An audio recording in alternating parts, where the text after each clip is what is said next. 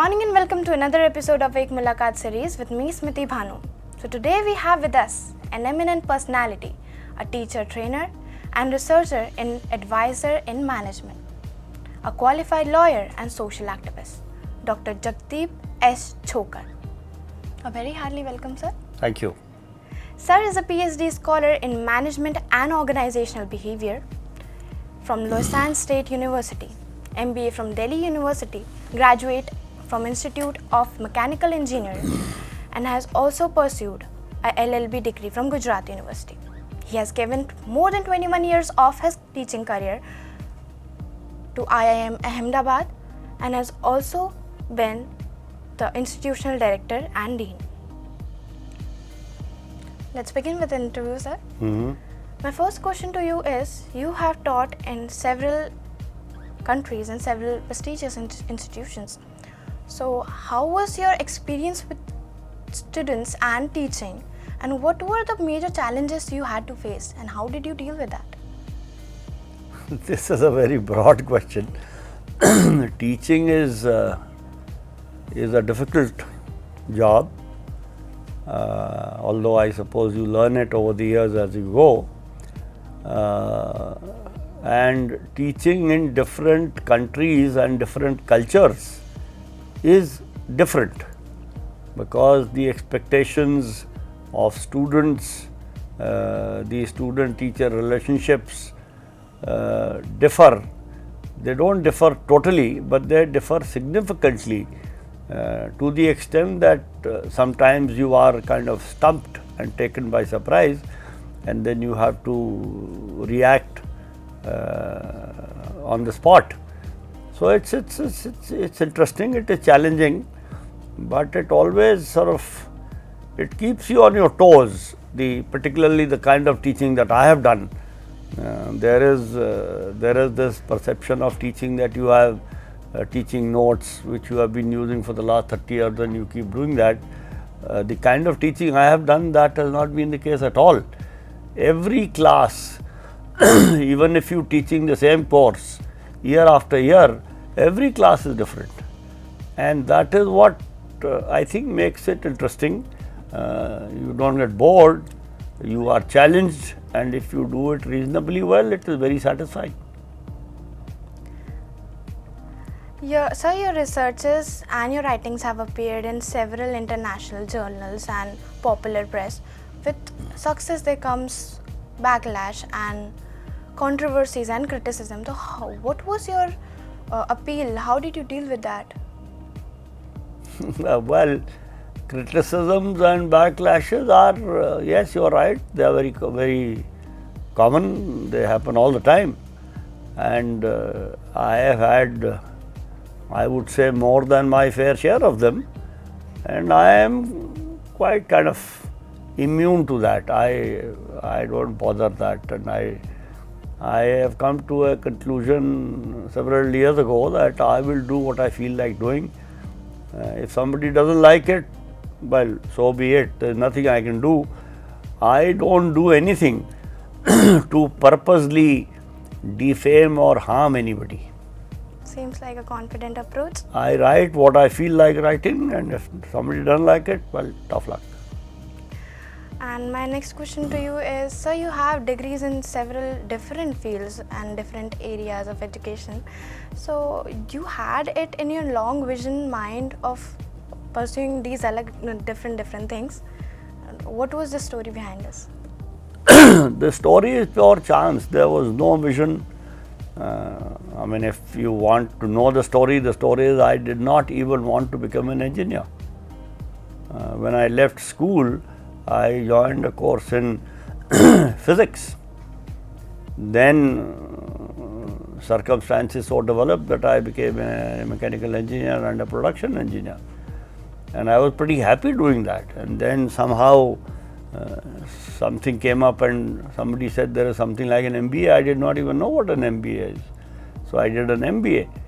And then life was going on, and somebody said, why don't you do a PhD? And I said, I just don't want to do that, because studying for an MBA was bad enough. But things happened and I did a PhD.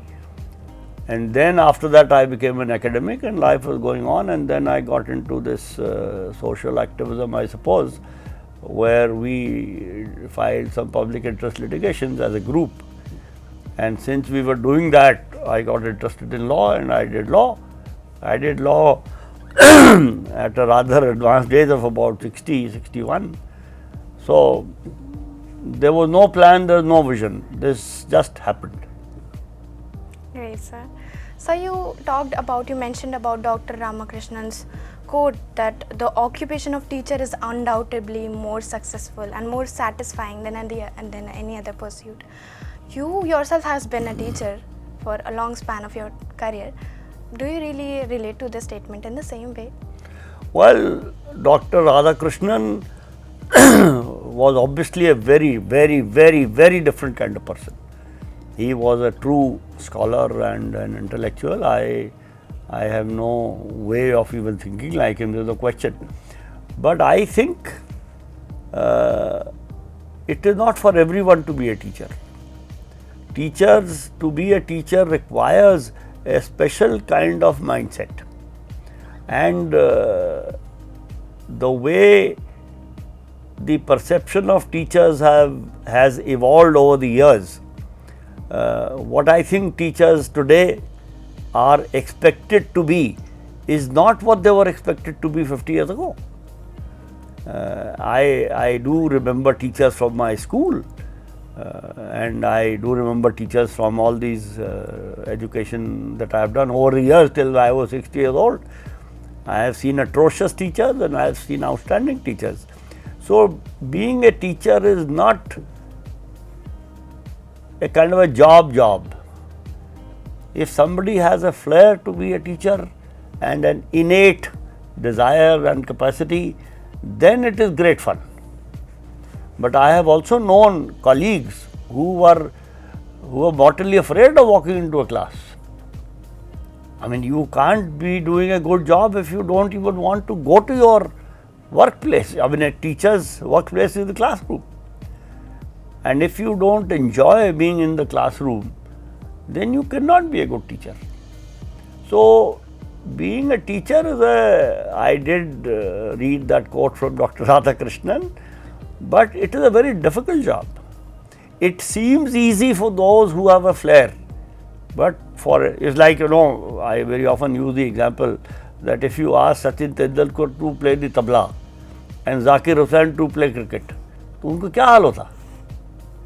So, not everybody can be a teacher. Coming to the end note, sir, you talked about the quota issue. So, looking at the current situation, looking at the situation of the students, what would your message be to the viewers watching and the students? Well, students are in a very difficult situation because students are, I think, at a formative stage of their life and their, I would say life. Careers are of course important, but careers are not life.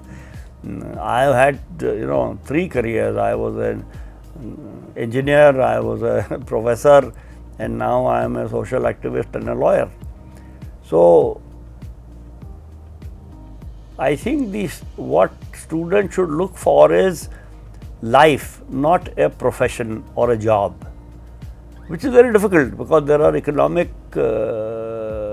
situations which require you to get a job and a well-paying job so that you can take care of your responsibilities, whatever they are. So, students have to keep this in mind that there is more to life than job, work, profession.